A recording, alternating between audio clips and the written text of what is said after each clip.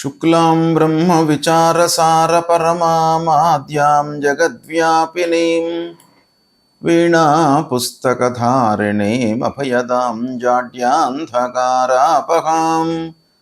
హస్తే స్ఫాటికమాలికాం విదదతీం పద్మాసనే సంస్థితాం వందే తాం పరమేశ్వరీం భగవతీం బుద్ధిప్రదాం శారదాం. శ్రీ మహాగణాధిపతయే నమః. శ్రీ మహాసరస్వత్యై నమః. శ్రీ గురుభ్యో నమః. రవి గోచారము అనగా రవి రాశి మారుతున్నటువంటి సమయం లోపల ద్వాదశ రాశులలో జన్మించినటువంటి వారికి ఫలితాలు ఎలా ఉండబోతున్నాయి అంటే రాశి పరంగా, జన్మరాశి పరంగా సూర్యుడు సంచరిస్తున్నటువంటి రాశిని ప్రధానంగా తీసుకున్నట్టయితే ఇలాంటి ఫలితాలు ఉంటాయి అనేటువంటి విషయమే రవి గోచారము అని అంటాం మనం.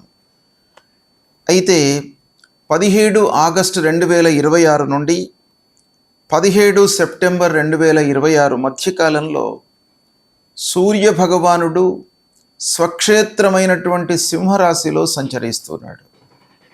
సింహరాశి సూర్య భగవానుడికి చాలా బలీయమైనటువంటి స్థానం.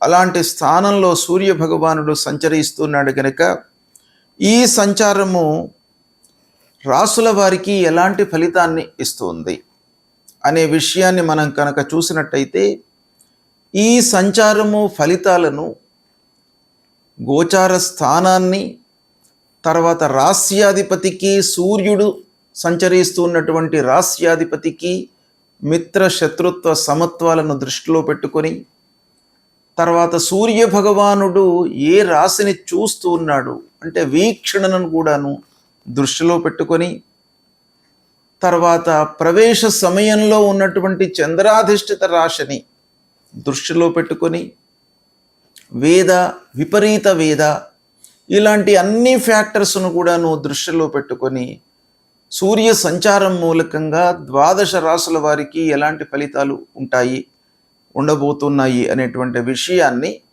మనము తెలుసుకుందాం. మేషరాశి వారికి రవి గోచారము 17 ఆగస్టు 2026 నుండి 17 సెప్టెంబర్ 2026 మధ్యకాలంలో సింహరాశిలో సూర్యుడు సంచరిస్తున్నాడు. ఈ సింహరాశి సూర్యుడికి స్వక్షేత్రం అవుతుంది.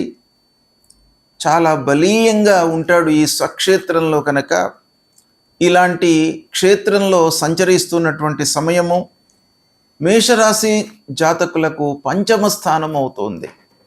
అంటే పంచమ స్థానాధిపతి పంచమ స్థానంలో స్వక్షేత్రంలో సంచరిస్తున్నాడు.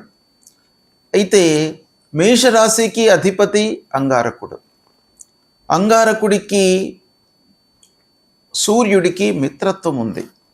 కాబట్టి మిత్రక్షేత్రంలో స్వక్షేత్రంలో సంచారం చేస్తున్నాడు గనక మేషరాశి జాతకులకు చదువు విషయంలో బాగా కలిసి వస్తుంది.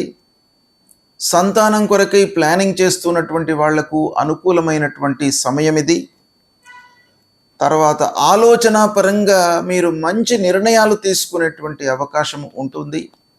ఇక విద్యార్థులకు, పోటీ పరీక్షలకు ప్రిపేర్ అవుతున్నటువంటి వాళ్లకు కూడాను ఈ సమయం బాగా కలిసి వస్తుంది. చాలా అనుకూలమైనటువంటి కాలం. ఈ సమయం లోపల ముఖ్యంగా విద్యార్థులు చాలా ఏకాగ్రతతో ఉన్నట్టయితే మీరు మంచి ర్యాంకులను పొందేటువంటి అవకాశం బాగా ఉంది. ఇక కాంట్రాక్టర్సు, ప్రభుత్వ పనులు చేస్తున్నటువంటి వారికి కూడాను పనుల లోపల వేగవంతంగా పనులను మీరు పూర్తి చేసేటువంటి అవకాశం బాగా ఉంది.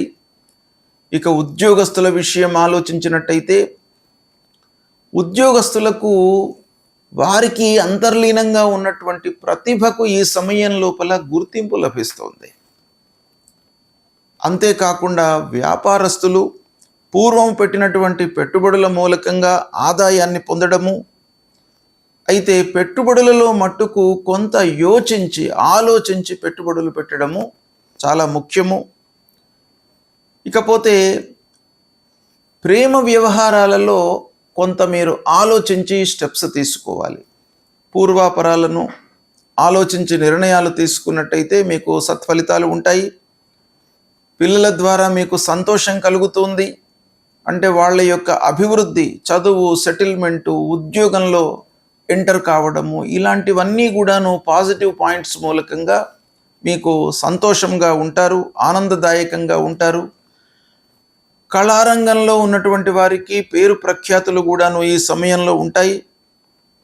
అయితే ఆరోగ్యపరమైనటువంటి చిన్నపాటి సమస్యలు తలెత్తే సూచనలు కూడాను ఒక పక్కన ఉన్నాయి కాబట్టి ఆరోగ్యాన్ని మీరు జాగ్రత్తగా చూడండి.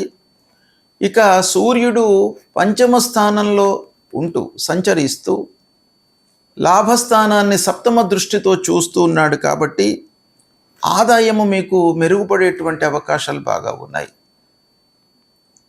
కాబట్టి ఆ సూర్యుడి యొక్క అనుకూలత ఉండడం మూలకంగా మీకు రావాల్సినటువంటి డబ్బు వస్తుంది, మిత్రుల సహాయ సహకారాలు లభిస్తాయి.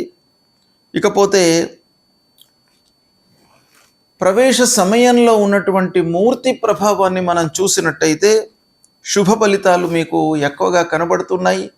వేద, విపరీత వేద ఇలాంటివన్నీ కూడాను క్రోడీకరించి చూసినట్టయితే మేషరాశిలో జన్మించినటువంటి వారికి రవి గోచారం మూలకంగా, అంటే రవి సంచరిస్తున్నటువంటి సమయం లోపల మీకు చాలా మట్టుకు శుభ ఫలితాలు గోచరిస్తున్నాయి. దీనిని మీరు సద్వినియోగపరుచుకున్నట్టయితే మంచి ఫలితాలను పొందుతారు, సంతృప్తితో ఈ సమయాన్ని గడుపుతారు. రవి గోచారము అంటే రవి సంచారం మూలకంగా మనకు కలిగేటువంటి ఫలితాలు చాలా ముఖ్యమైనటువంటివి. రవి ప్రధానమైనటువంటి గ్రహము. 9 గ్రహాల లోపల సూర్య భగవానుడికి అత్యంత ప్రాధాన్యత ఇచ్చారు ఫలిత భాగం లోపల. కాబట్టి అలాంటి సూర్యుడి గోచార రీత్యా 3, 6, 10, 11 స్థానాలలో సంచరిస్తున్నప్పుడు శుభ ఫలితాలను ఇస్తాడు.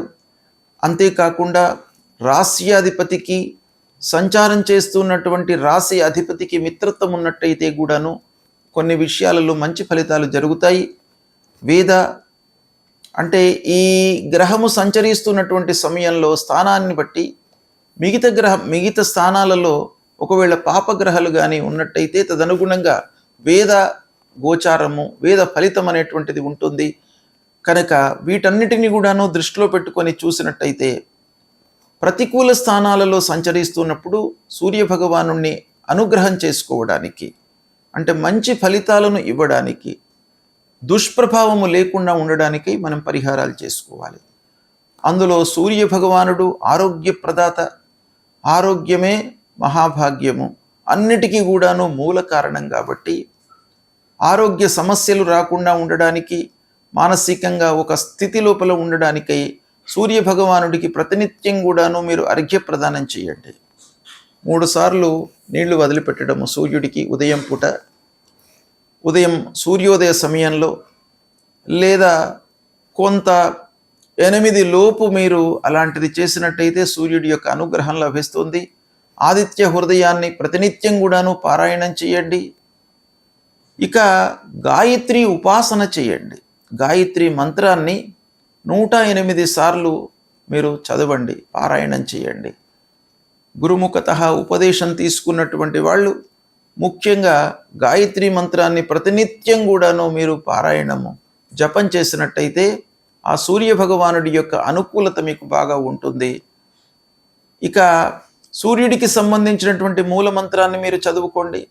జప కుసుమ సంకాశం కాశ్యపేయం మహద్యుతిం తమోరిం సర్వపాపఘ్నం ప్రణతోస్మి దివాకరం అనేటువంటి ఈ మూల మంత్రాన్ని చదువుకోండి. అంతేకాకుండా సూర్యుడికి సంబంధించినటువంటి దానము ఇవ్వండి. సూర్యుడికి ముఖ్యంగా గోధుమలు శాస్త్రంలో చెప్పబడి ఉన్నాయి కాబట్టి గోధుమలు, ఎర్ర వస్త్రము ఇవి దానంగా ఇచ్చినట్టయితే సూర్యభగవానుడు సంతోషించి మీకు అనారోగ్య సమస్యలు రాకుండా మిమ్మల్ని కాపాడుతాడు. కాబట్టి ఇవి చెయ్యండి, సంతోషంగా ఉండండి. శుభం.